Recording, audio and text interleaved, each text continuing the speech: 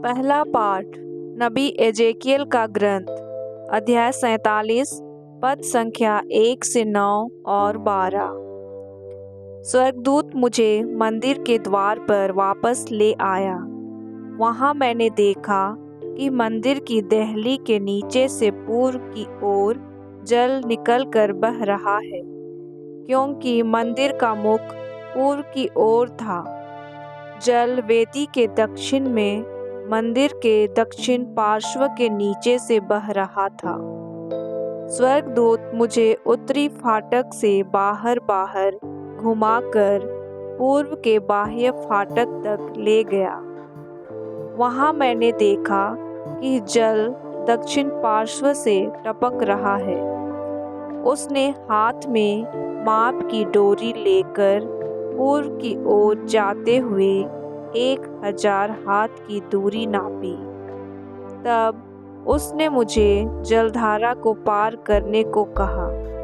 पानी टखनों तक था। उसने फिर 1000 हाथ नापकर मुझसे जलधारा को पार करने को कहा।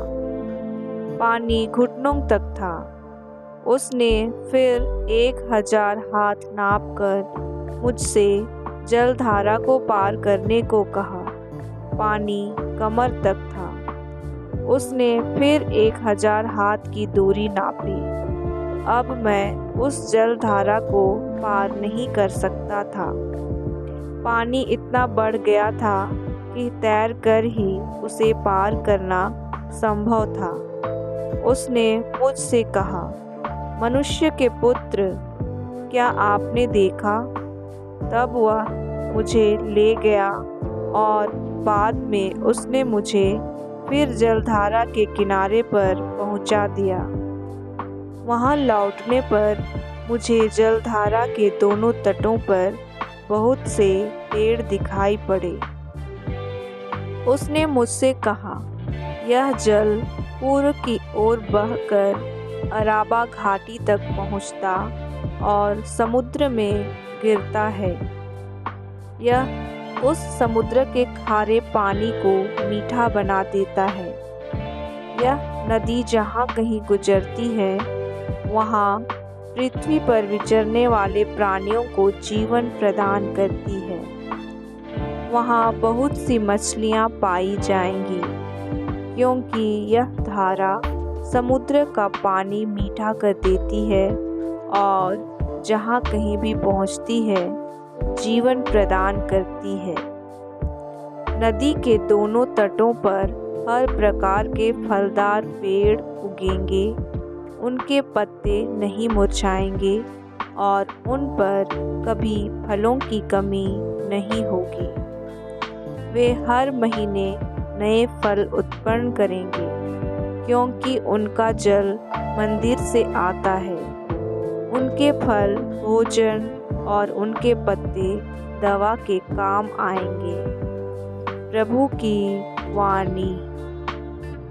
दूसरा पाठ कुरिन्थियों के नाम संत पौलुस का पहला पत्र, अध्याय 3, पद संख्या 9 से 13 और 16 से 17 तक। आप लोग ईश्वर के मंदिर हैं। मैंने ईश्वर की कृपा की सहायता से कुशल स्थापित की तरह नींव डाली है।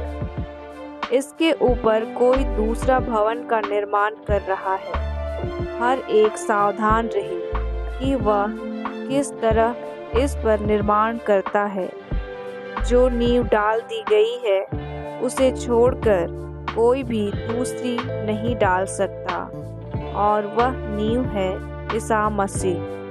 क्या आप यह नहीं जानते कि आप ईश्वर के मंदिर हैं और ईश्वर का आत्मा आप में निवास करता है?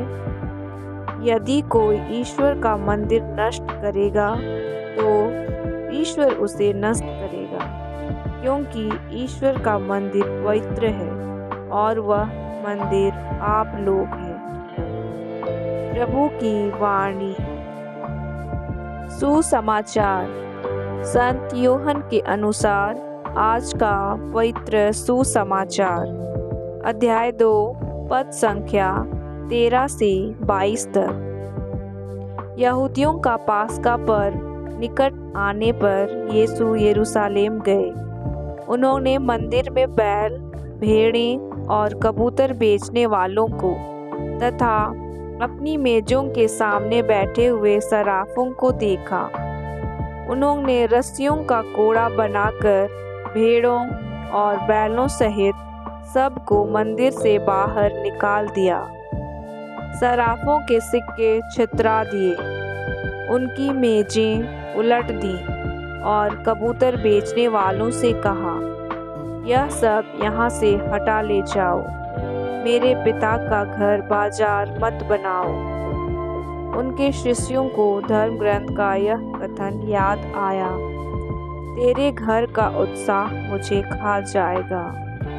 यहूदियों ने यीशु से कहा, आप हमें कौन सा चमत्कार दिखा सकते हैं जिससे हम यह जानें कि आपको ऐसा करने का अधिकार है?